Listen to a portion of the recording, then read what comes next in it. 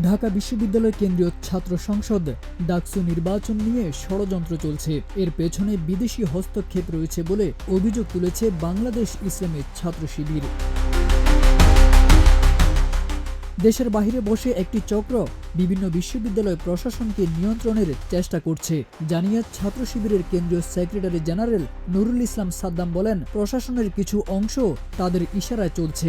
ইতিমধ্যে ডাকসু নির্বাচন বন্ধ করতে তারা সর্বোচ্চ চেষ্টা চালিয়েছে, যা একটি গভীর ষড়যন্ত্রেরই অংশ। ছাত্র শিবিরের কেন্দ্রীয় অফিসের সম্পাদক সিবগাতুল্লাহ সিবগা বলেন, ডাকসু নির্বাচন যদি কোনোভাবে আক্রান্ত হয় আমরা ধরে নেব এর নির্দেশনা এসেছে লন্ডন থেকে। তিনি অভিযোগ করেন, ক্যাম্পাসে অস্থিতিশীল পরিবেশে সৃষ্টির পেছনে বহিরাগতদের সম্পৃক্ততা রয়েছে, যারা বিদেশি মদদে কাজ করছে। ছাত্র শিবির নেতারা বলেন, তারা সব ষড়যন্ত্রের বিরুদ্ধে ছাত্র সমাজকে ঐক্যবদ্ধ রাখবেন এবং সুষ্ঠু ও অংশগ্রহণমূলক ছাত্র সংসদ নির্বাচনের পক্ষে আন্দোলন চালিয়ে যাবেন।